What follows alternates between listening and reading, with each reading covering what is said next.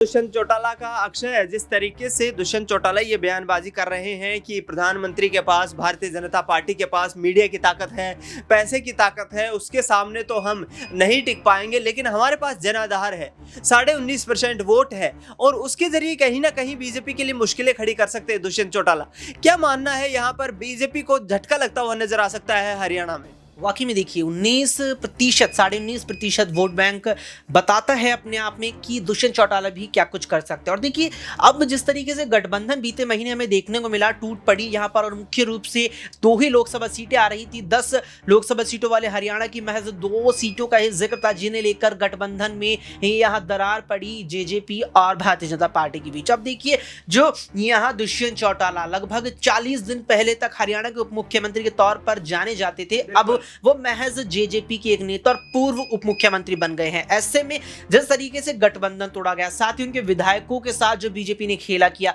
उसको लेकर भी कहीं ना कहीं अब दुष्यंत चौटाला आगामी आम चुनाव और इस साल होने वाले राज्य के विधानसभा चुनावों में बीजेपी के खिलाफ मुद्दा बनाएंगे। और देखिए अगर यहाँ पर कुछ प्रतिशत वोट बैंक और बढ़ जाता है अगर आम चुनावों में और अगले इसी साल होने वाले राज्य के विधानसभा चुनावों में जेजेपी का, तो भारतीय जनता पार्टी की राहें मुश्किल से भी और ज्यादा मुश्किल होती चले जाएंगी। इस बात का अंदाजा आप इस चीज से लगा सकते हैं कि 2014 में जिस तरीके से मनोहर लाल खट्टर को बीजेपी ने मुख्यमंत्री तो बना दिया था, 19 में भी यहां गठजोड़ करके जीत हासिल कर ली थी, लेकिन इस बार आप देखिए इस साल राज्य के आखिर में विधानसभा चुनाव होने हैं। सूबे की 90 सीटों पर जनता अपना मत डालने वाली है और जनता अपना मत डालती उससे पहले ही जिसे देखकर मत डालती उसे ही बदल डाला, यानी कि मुख्यमंत्री मनोहर लाल खट्टर को हटाकर नायब सिंह सैनी को पेश कर दिया। कारण यहां पर जेजेपी से गठबंधन और जेजेपी को सरकार से बाहर करने का भी माना जा रहा है, तो कारण यहां पर एंटी इनकम्बेंसी भी है। कारण यहां पर मनोहर लाल खट्टर की सरकार के खिलाफ सूबे में जो एंटी इनकम्बेंसी रही है उसको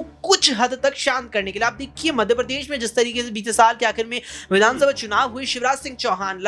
तकरीबन 16.5 साल तक राज्य के मुख्यमंत्री रहे, 4 बार यहां पद संभाला, 3 बार पूरा भी किया कार्यकाल। उनको भी बीजेपी आला कमान ने सत्ता विरोधी लहर के चलते पीछे कर दिया था और पीएम के चेहरे पर चुनाव लड़ा गया था। वही चीज बीजेपी यहां लड़ने के मूड में है कि नायब सिंह सैनी को मुख्यमंत्री के तौर पर आगे कर देंगे, एंटी इनकम्बेंसी खट्टर के नाम पर जो थी वो कुछ हद तक शांत हो जाए और विधानसभा चुनाव भी मोदी के नाम पर लड़ लिया जाए। बिल्कुल, यहाँ पर कहीं ना कहीं बीजेपी प्रधानमंत्री नरेंद्र मोदी के नाम पर ही विधान